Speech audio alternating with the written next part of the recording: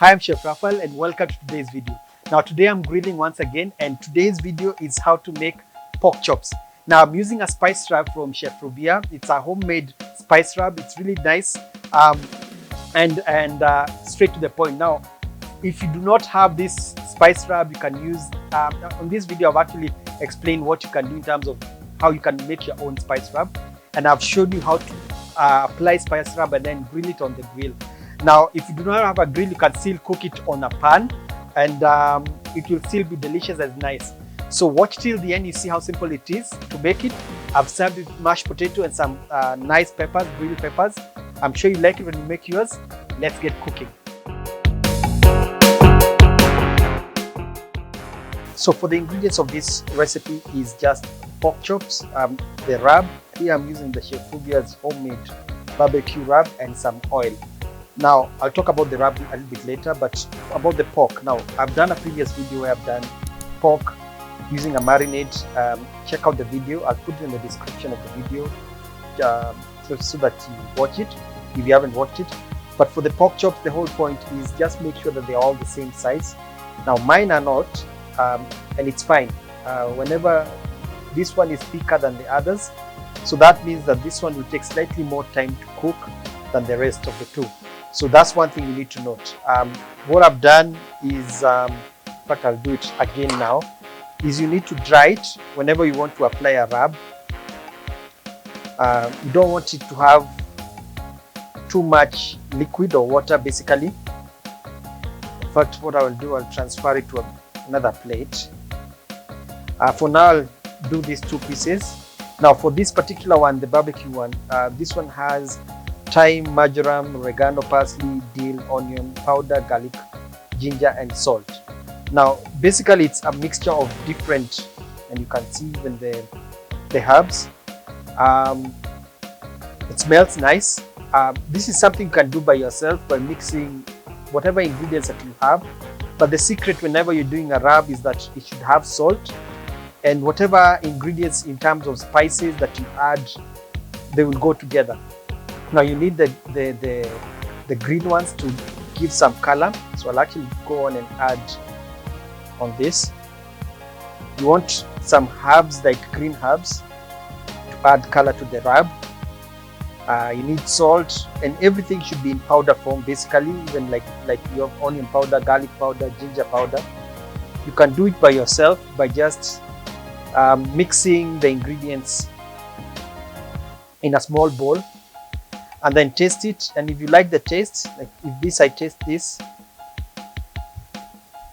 I can taste the salt, I can taste the herbs. So you taste it, and then whatever you get, if you like the taste, then you like the taste when you cook it.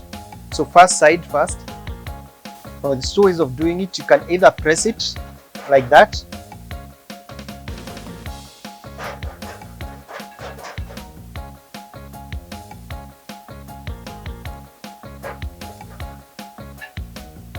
now if the meat is wet, what will happen is that the mixture, because the meat has some moisture in it, when it sticks to the powder sticks to the rub sticks to the meat, it will turn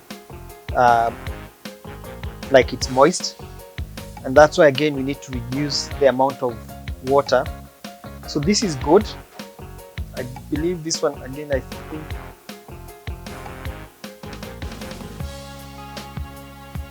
it has some paprika as well. It has not been indicated on the ingredients, but I believe it also has some paprika. That's why you have it red, but that's good. So when you add oil, you can slightly spread it on top, not a lot amount of oil. You can actually do it on both sides. The idea is you actually want a little bit of oil so that the meat will cook. You don't put the oil, the rub will burn, just a small amount, and you can spread it with your fingers like that, slightly, small amount of oil, and then when the grill is hot, we place them to start cooking. So like I always say, whenever you're grilling, just make sure that it's hot. You can feel it by your hands, or like the grill that I have has a regulator that you can actually tell that it's the temperature has come to the right temperature. If you're using a pan, same thing, it needs to be hot first, and then I'll place the bigger piece.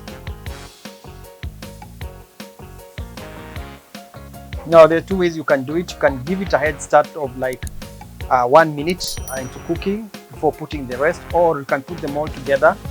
Just note that the smaller ones will take a shorter time to cook. Now how you know it's done is that you'll actually start seeing some liquid or blood coming out from the top of the meat. That means it's cooked. It's time to cook, to turn it, and you only need to turn it once whenever you're doing your grilling on a grill like this. And it should not be too hot again. You can always reduce the fire. If you're using a charcoal grill, you have also to be extra careful about regulating the amount of heat. And now we're going to cover it so that it will take about 2 minutes to cook the first side. So what is happening now on the smaller pieces is that there is some liquid that has started coming out from the top. On this side, on the bone, there is some blood. That means the heat is cooking and pushing up the liquid out.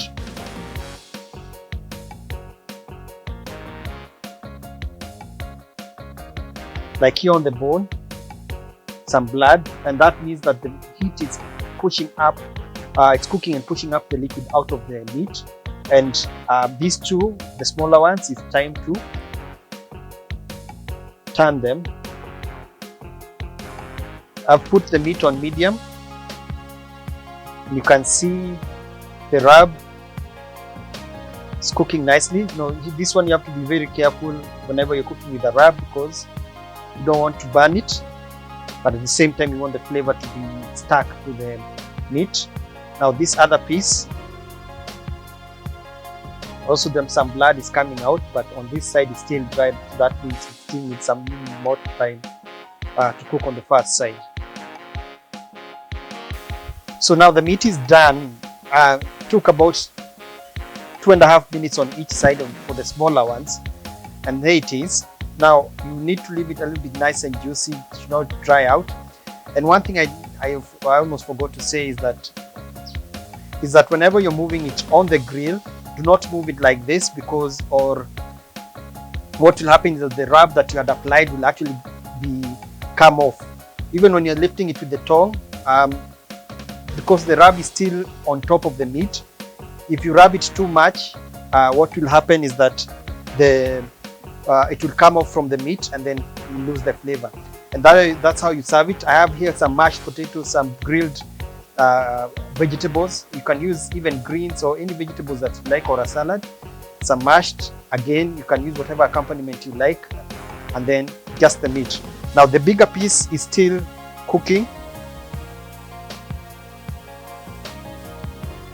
It's still cooking. It's a little bit under. Even on this side, it's a little bit pink. So this one will leave it cool, but this is enough serving portion for one. But at least now you know how to tell, especially when you have two big pieces, big pieces and small pieces. That's how you need to take care so that they all cook together. So there you have it. It's as simple as that. And again, this is like a follow-up to my previous video of grilling pork chops with a marinade. This is a dry rub, and I hope you've learned something new. This looks really delicious. And you can see the difference is that mine has not completely dried, which is a good thing, because you don't want it to be dry whenever you're eating it. So whenever you're grilling, that's the thing you should look out for. The same procedure that we have done on the grill here, the gas grill, you can use on a pan, either a grill pan or a flat pan on a stove, just on top of a stove, and it can still work using the same principle of high heat first and then reducing the heat so that the rub does not burn. And I hope you've learned something new. If you like the video, give it a thumbs up. It helps in knowing which kind of video that you prefer. And also, if you have not subscribed, consider subscribing to my channel and hit the bell button so that you're notified whenever I have a new video out. Until next time, I'm signing out. Goodbye.